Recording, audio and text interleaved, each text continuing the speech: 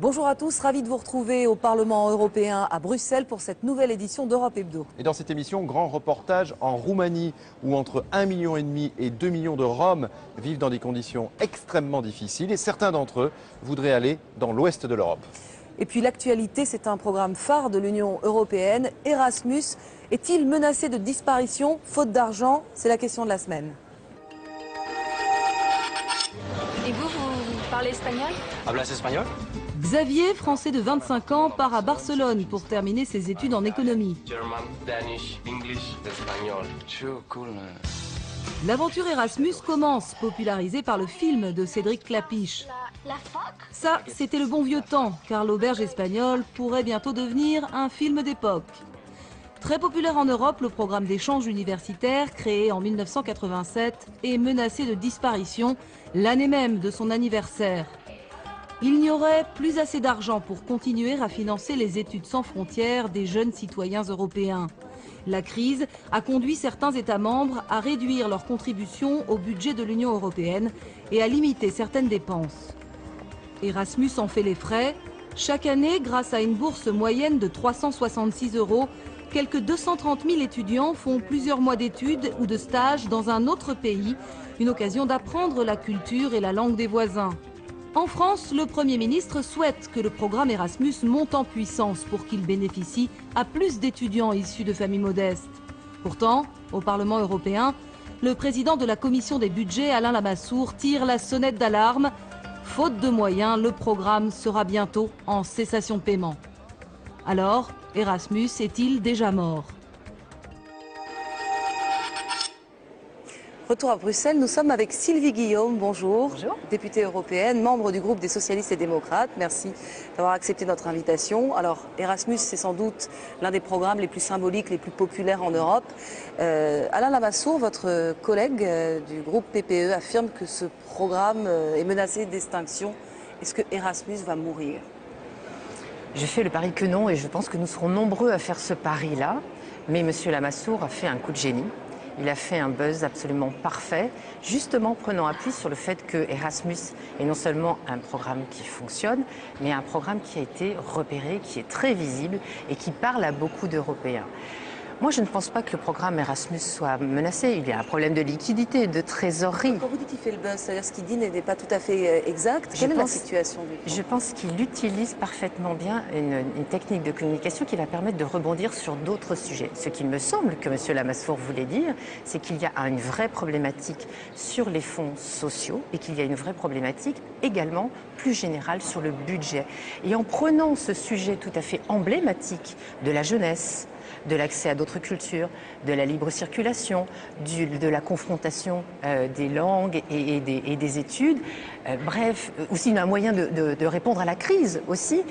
Il a pris un sujet parfaitement symbolique pour, je crois, stigmatiser le fait que certains États membres sont très réticents à apporter le budget européen, sont très réticents à aller vers des budgets qui sont des budgets de lutte contre la crise et pour la croissance. Et donc je crois qu'il voulait stigmatiser ça sur l'avenir. En fait, c'est un appel lancé aux États membres pour qu'ils mettent plus d'argent dans le budget communautaire qui est réduit par rapport aux autres années. C'est un peu un budget de crise. C'est ça le sens? Il y a ça, je crois qu'il y a ça, généralement sur le budget, c'est-à-dire comment on se donne les moyens de sortir de la crise, d'aller vers des politiques de relance. Et c'est vrai qu'un budget européen fort, bien bâti, qui agit en ce sens, est un moyen de surmonter un certain nombre de difficultés que rencontrent les États membres dans leur territoire. Donc il y a, je crois, ça. Il y a aussi, je pense aussi, mais vous l'interrogerez peut-être, il y a la répartition entre les différents fonds, les fonds de cohésion, les fonds de la PAC. Moi, je pense, et avec mon groupe aussi, que les fonds de cohésion sont fondamentaux justement pour aider les États membres de sortir de la crise. Donc je crois qu'il y avait aussi ça qui était en ligne de compte. Comment on contribue, comment on renforce ces fonds sociaux européens? Alors justement, c'est la grande question. En temps de crise, les États manquent d'argent, il n'y a pas beaucoup d'argent dans les caisses. D'où peut venir l'argent et surtout quels arbitrages doit-on faire? Puisque on peut décider de maintenir le Fonds social européen et Erasmus, mais est-ce que ça n'implique pas que d'autres programmes doivent être sacrifiés? Sacrifier n'est pas le bon terme à mon avis. Je pense qu'il y a manifestement un travail à faire sur la consommation des fonds. Ce travail de fond, il doit être fait. Sur Erasmus, par exemple, on a modifié, le programme sera modifié pour être élargi à plus de public, puisqu'on avait constaté effectivement qu'il y avait certaines bourses qui n'étaient pas consommées, c'est le cas en France. Peut-être là aussi parce que la crise aidant, les gens bougent moins, les jeunes ont un peu envie peut-être de rester sur des formations courtes, en prenant moins de risques pour essayer d'assurer leur avenir dans un contexte qui est assez délicat et assez difficile. Donc il y avait manifestement à travailler sur l'adéquation de ces fonds avec les besoins et la consommation qui en était faite. Donc il y a un travail de fourmi sur comment ces fonds sont bien utilisés. Mais plus globalement, dans un contexte de crise où chaque pays pris isolément ne pourra pas s'en sortir seul s'il continue d'agir dans un contexte très restreint de ses frontières. Il faut qu'il y ait une impulsion. Il faut manifestement que l'Europe agisse à son bon niveau, et son bon niveau, c'est la solidarité, c'est de passer à cette... Financer cela, c'est l'objet de la discussion budgétaire qui est en cours actuellement entre le Parlement et le Conseil. Une discussion un peu tendue, oui. Effectivement. Vous dites qu'il faut qu'il y ait un sursaut, mais d'où peut-il venir? On dit quand même la même chose depuis des années, qu'il faut que ça change, mais on a l'impression que la crise est toujours là et que les choses n'avancent pas. D'où peut venir ce sursaut? Lutter contre la crise, ça prend diverses formules et divers biais, et à la fois le traité et puis les discussions que nous avons depuis plusieurs années au plan européen, je crois, commencent à marquer les fruits. C'est le cas par exemple avec la taxe sur les transactions financières. On voit qu'on avance sur un certain nombre de sujets, mais c'est très lent, c'est trop long, et on s'est toujours plaint, effectivement, en tout cas dans mon groupe, de la petitesse, l'étroitesse des réactions et surtout du délai de ce type de réaction. Moi, je crois que 2 années durant, le Parlement a été très ferme dans ses convictions, mais a lâché face au Conseil et face à l'augmentation nécessaire du budget. En tout cas, une stabilisation sur réellement les moyens de répondre aux besoins des citoyens. On a lâché 2 fois, peut-être que la 3e fois, ça sera une autre affaire, une autre façon de voir les choses, et que le Parlement sera beaucoup plus ferme sur les prix. Est-ce que vous pensez qu'il va l'être sur ce programme Erasmus qui continue à intéresser beaucoup de jeunes en Europe, puisqu'il y a quand même plus de 230 000 étudiants qui bénéficient de ces bourses? Est-ce que sur Erasmus, il y aura quelque chose? Est-ce qu'il va être sauvegardé, tout simplement? Je pense que le programme Erasmus, comme on le disait au démarrage, a un problème de liquidité, de trésorerie qui sera surmonté, parce que dans le même temps, les États présentent les factures. Donc à un moment donné, ce que les États consomment pour leurs citoyens, présentant la facture à la Commission, ça prouve bien que cela est nécessaire. Donc je pense qu'il n'y aura pas de souci sur Erasmus, en tout cas pas cette année évidemment, et que la discussion budgétaire sur l'année prochaine sera manifestement très rude et très axée sur la sauvegarde des programmes sociaux et des programmes en direction de la jeunesse. Ça, c'est vraiment un pari que nous devons faire collectivement. Merci Sylvie Guillaume, on a bien compris votre message. Alors cette semaine, on va parler d'un pays en crise, l'Espagne.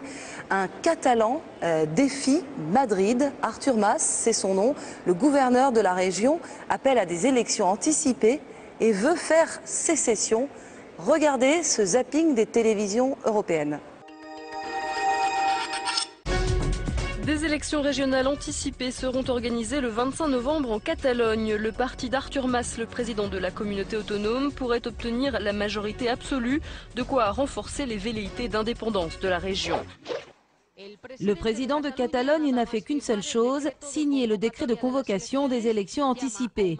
Il appelle sa région à s'émanciper de la peur et des menaces. Il n'y a pas besoin d'avoir peur, puisqu'aujourd'hui, personne ne peut utiliser des armes unilatéralement contre son peuple. Personne ne peut utiliser les armes contre un peuple qui s'exprime démocratiquement, pacifiquement et à la majorité. En signant le décret, Artur Mas a assuré que le mouvement d'émancipation de la Catalogne serait pacifique et que personne ne devrait menacer ce mouvement.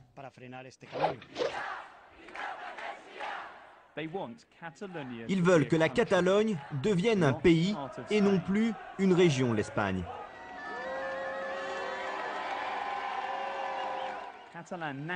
Le nationalisme catalan est déjà important, mais il est exacerbé par la crise économique qui explose en Catalogne, une région qui est au bord de la faillite.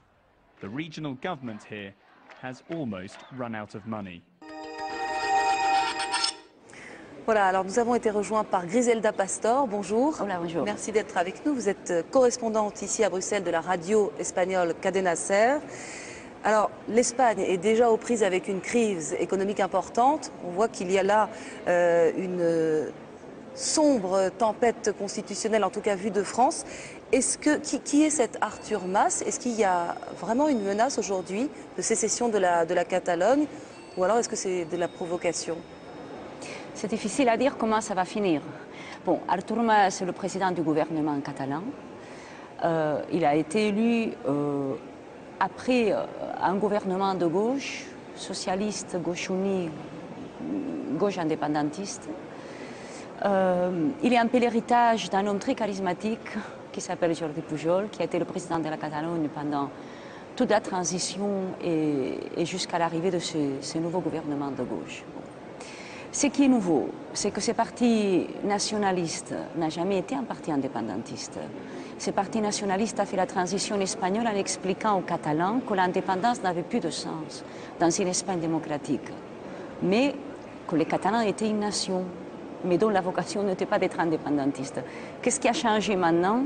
Bon, la crise, certainement, c'est un élément très important, mais il faut voir aussi un peu tous les problèmes dans lesquels l'État espagnol est soumis. Alors justement, que demandent précisément les Catalans et plus particulièrement Artur Mas? Il reproche de trop donner d'argent à Madrid. Il y a un problème fiscal? Oui, il y a un problème fiscal. Il y a un problème fiscal qui est historique. Donc la droite catalane, qui est une droite, il faut la placer. C'est une droite qui est intégrée par une coalition. Donc le Parti démocrate chrétien est fondateur de la démocratie chrétienne européenne, donc membre de la démocratie chrétienne internationale, un tout petit parti, Unió Democràtica de Catalunya. Et après, vous avez ce parti Convergència Democrata, qui est un parti du Parti libéral européen. Ils sont dans les groupes libéraux, des libéraux. Donc, depuis toute son histoire politique, ils considèrent qu'il y a un problème d'argent entre la Catalogne et l'Espagne. C'est permanent. Dans toutes les campagnes électorales, il y a un problème. Bon, il y a un problème aggravé parce que le Pays basque et Navarra ont un concert économique. Pour bien comprendre, ça veut dire qu'il y a des régions dans l'Espagne qui ramassent les impôts, qui les utilisent et qui rendent à l'État ce dont ils n'ont plus besoin. Et il y a des régions qui reçoivent de l'État ce que l'État leur donne. Qu'est-ce qu'ils veulent aujourd'hui les Catalans, en fait? Qu'est-ce qu'ils reprochent à Madrid? Ça, c'est très difficile à dire en très peu de temps. Mais voyons, l'Espagne a fait une transition. Elle vient d'une guerre civile gagnée par Franco, 40 années de dictature. Donc l'Espagne commence une transition dans laquelle tout le monde doit céder en paix, mais donc il faut effacer certains fantômes du passé. Donc la Catalogne fait la transition en parlant d'indépendance et liberté, et arrive à la transition en devoir reconstituer ses discours pour dire que ça n'a plus de sens dans un État démocratique. Donc il y a une constitution qui essaye de refléter la pluralité de l'État. Le problème, c'est que dans ces moments présents, l'idée de que cette constitution a touché son toit est acquise, et surtout en Catalogne, mais que l'État espagnol ne veut pas ou ne peut pas la changer parce que, disons, le parti qui a la majorité absolue en Espagne ne peut pas se permettre ça. Mais est-ce que vous pensez que ce type de mouvement peut être dangereux pour l'Espagne et plus généralement pour l'Europe? Bien sûr. Il y a toujours d'énormes dangers quand tu ouvres quelque chose qui implique des changements terribles que tu ne sais pas où ils vont. Mais quelles sont les nouveautés? Donc il y a un parti nationaliste qui n'a jamais été indépendantiste, qui tout d'un coup se dit poussé par les citoyens et qu'on a d'autres choix que de demander l'indépendance. Il y a une partie majoritaire en Espagne qui est un parti unitariste absolu, qui est confronté à une dégradation de l'État, avec une monarchie qui s'effondre, qui était le symbole de l'État pendant des années, et une crise terrible. Comment ça va finir, on n'en a aucune idée. Eh bien, merci beaucoup Griselda Pastor de nous avoir exposé ces quelques éléments d'éclairage en si peu de temps. Alors je vous propose de partir maintenant en Roumanie. Nous sommes allés près de Bucarest à la rencontre de la communauté rome, objet de vives polémiques en France. Nous avons voulu comprendre quelle était leur situation, leur sort, le sort de ces citoyens roumains dans leur propre pays. C'est un reportage signé Ahmed Tazir avec Georgia Boucourt. Il est midi, c'est leur premier repas de la journée, des pommes de terre et des champignons. Les enfants sont impatients de manger, on cuisine à l'extérieur. Une famille rome, comme il en existe beaucoup en Roumanie. 11 enfants et petits-enfants à nourrir. Et Gergina Dimitriou ne perçoit que l'équivalent de 20 € par mois d'aide sociale. Moi, je suis dans la galère. Pas d'électricité depuis 25 ans, pas d'eau. On est livré à nous-mêmes. Nous sommes à Frumucani, une vingtaine de kilomètres de Bucarest. Un village comme beaucoup d'autres où Roms et Roumains ne se croisent pas. Des Roumains plutôt à l'aise, des Roms dans le dénuement. Des conditions de vie difficiles pour Gergina, d'autant plus que son mari ne peut pas l'aider. Il est invalide. Gergina a bien pensé à émigrer en France ou ailleurs pour améliorer son sort. Moi, je partirais bien en France, mais regardez, j'ai personne avec qui le laisser. Qui va s'occuper de lui? Et Gergina n'est pas la seule à vouloir partir. Kalia vit avec son mari dans cette baraque. 20 € mensuels d'aide sociale pour tout revenu et un désir profond d'immigrer plus vers l'ouest, vers l'autre Europe. Moi j'irai en France même pour mendier, parce qu'ici personne ne fait attention à nous, personne ne nous donne rien, ne serait-ce qu'une baguette. Florine, la vingtaine, mariée, 2 enfants. Il vit avec ses parents ici. Voilà, c'est là où on dort tous. Son avenir, il ne l'imagine pas en Roumanie. Moi, je pense sérieusement à partir en France, à ramener toute ma famille. Ici, il n'y a aucun débouché, il n'y a pas de boulot. La mairie nous dit qu'ils n'ont rien à nous donner. La solution, Didina l'a trouvée. Pour faire vivre ses frères et sœurs, elle est devenue une habituée des allers-retours entre la région parisienne et la Roumanie. En France, je bosse dans le recyclage de métaux, la ferraille. Je fais les poubelles, je gagne 40 à 50 €. Par mois? Non, par jour. 50 euros. 50 euros. Ah, ok, good, good. Sa maison, elle l'a payée grâce à l'aide versée par la France lors de sa première expulsion. J'ai reçu 300 € d'aide au retour. Vous allez retourner en France pour encore avoir cette aide? Non, parce qu'on ne me redonnera plus cette aide au retour. Mais peut-être que je trouverai un Français et que je vais me marier avec lui. Un désir d'Eldorado pour fuir une discrimination vécue au quotidien. L'histoire du pont de Frumucani est symbolique. Ilinka est rome. Ses enfants utilisaient ce raccourci pour aller à l'école. Des Roumains l'ont détruit pour ne plus voir ces gamins passer devant leur maison. On les accuse de plusieurs vols. Les Roumains là-haut, ils veulent plus que nous, les Roms, on passe devant chez eux. Et ça, c'est depuis qu'on a volé la vache de Monsieur Florica. On s'en prend toujours à nous. C'est pas vrai.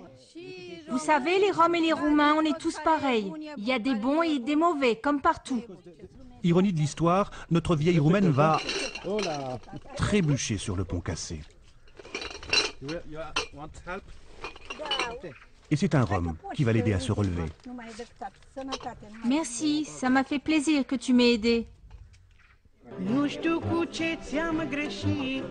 Des Roms qui rêvent d'Eldorado, qui se sentent discriminés. À la mairie de Frumucani, on ne se sent pas concerné.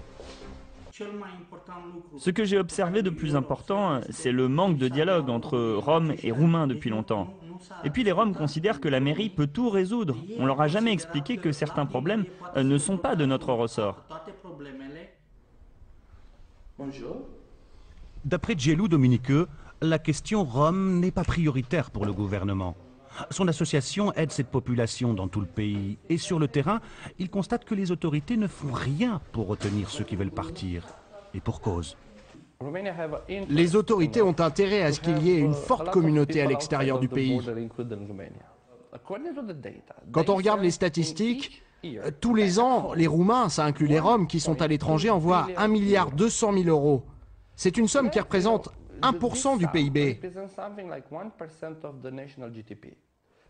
Ça paie le système éducatif, le système de santé en Roumanie. Tous les salaires sont payés grâce à cet argent.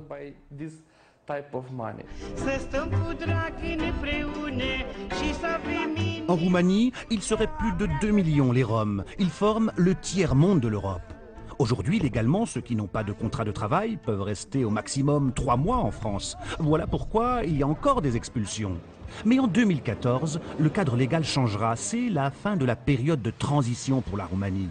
Les Roms pourront rester aussi longtemps qu'ils le souhaitent en France, avec la bénédiction des autorités roumaines.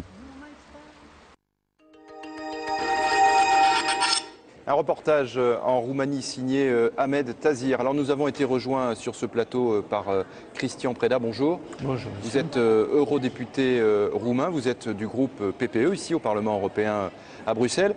On a vraiment le sentiment qu'en Roumanie, il y a les Roumains d'un côté, les Roms de l'autre. Est-ce que la situation des Roms, ça fait l'objet d'un débat national chez vous? Oui, ça fait débat, bien sûr. Avant que le débat soit organisé en France et dans les autres pays membres de l'Union, bien sûr, le débat a pris une perspective nouvelle avec le scandale des expulsions d'il y a 2 ans.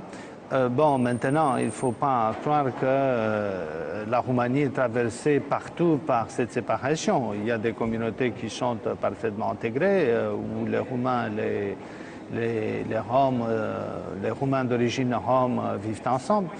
Il y a aussi, bien sûr, des communautés où cette séparation existe à cause de la stigmatisation, ou à cause aussi d'une culture qui est propre à certaines communautés des Roms qui ne veulent pas le contact, enfin, ce qui complique d'ailleurs l'intervention sociale. Il y a pour ainsi dire des intouchables qui n'acceptent pas des non-Roms à l'intérieur des communautés. Et alors, bien sûr que les médiateurs sociaux ont du mal à faire le travail, mais ce n'est pas généralisé. Il ne faut pas comprendre que la Roumanie, je le répète, est traversée par cette... de fracture, comme ça. Non, c'est plus compliqué d'ailleurs, ce qui fait que aussi en Europe, la situation des Roms qui circulent est différente. Il y a des régions où ça se passe très bien, ils sont de nouveau parfaitement intégrés, surtout quand ils ont bien sûr du travail. Et il y a des situations où ils sont marginalisés à la périphérie, etc. Donc ça reproduit en quelque sorte les situations existantes aussi en Roumanie. Ils n'inventent rien en quelque sorte en quittant la Roumanie. Alors il y a eu, vous le disiez, il y a 2 ans, une polémique parce que des Roms étaient expulsés de France.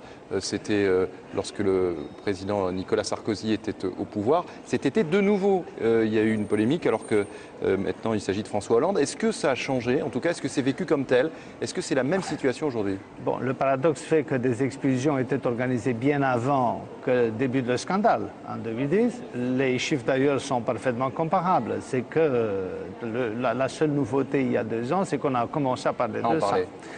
Ensuite, ce qui est aussi paradoxal, c'est que la plupart des départs des Roms se sont faits avant 2007, avant l'entrée de la Roumanie en Europe. Or, ce qui est dit dans le débat public, c'est que l'entrée de la Roumanie a créé un afflux. C'est pas vrai, parce que la plupart, je le répète, des départs, c'était bien avant. Maintenant, bien sûr qu'avec des mesures qui ne sont pas toujours bien taillées, j'allais dire, l'idée de donner de l'argent pour que les Roms quittent le territoire, bon, ça encourage les arrivées, parce que les gens apprennent en Roumanie que le gouvernement français est disponible à leur payer une petite somme, bon, ils font le parcours. Donc ils y vont uniquement pour repartir avec les 300 €? Bien sûr, enfin, donc c'est...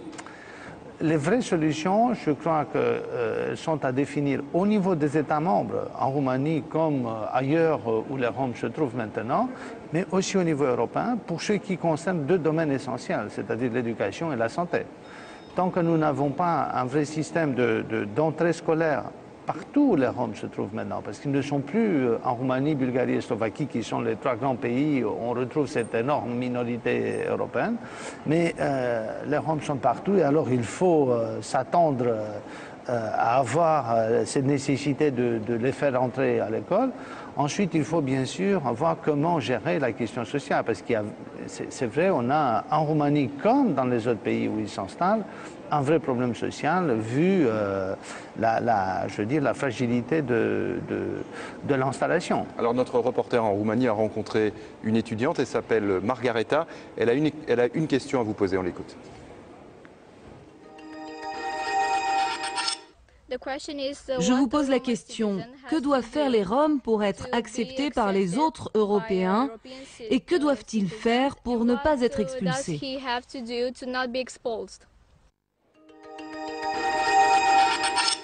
Un élément de réponse peut-être? Oui, un élément, c'est peut-être surprenant, mais c'est, je crois, aussi un problème de représentation politique. Vous voyez, dans le scandale qui a eu lieu en France il y a 2 ans, tout le monde a parlé, hein, les Roumains, les Français, les autres Européens, la sauf Commission les Roms. européenne, la Commission européenne bien aussi. sûr, les institutions. il n'y a pas eu beaucoup de voix roms qui s'expriment. Et cela, pourquoi? Parce que, à la différence des autres minorités nationales, qui sont très bien représentées en Roumanie, les Roms sont pas vraiment bien représentés. Il n'y a pas une vraie mobilisation politique. Il y a des députés européens roms, en fait. Ici. Il y a un seul député européen, mais qui ne vient pas de Roumanie, mais de la Hongrie. C'est Mme Járóka, qui est membre de notre groupe.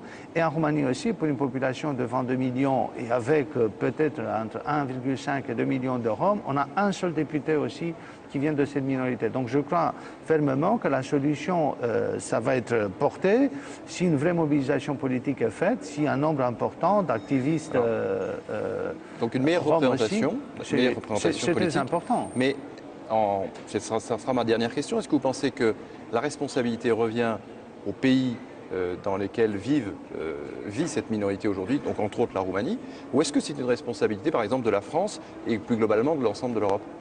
Non, je crois que comme il s'agit de citoyens européens, la responsabilité revient à chacun des pays où ils choisissent de vivre. Bien sûr, il y a encore des restrictions, vous l'avez mentionné, mais il faut s'attendre qu'après 2014, chacun des États membres où ils choisissent de s'installer fasse quelque chose pour l'éducation et pour la santé.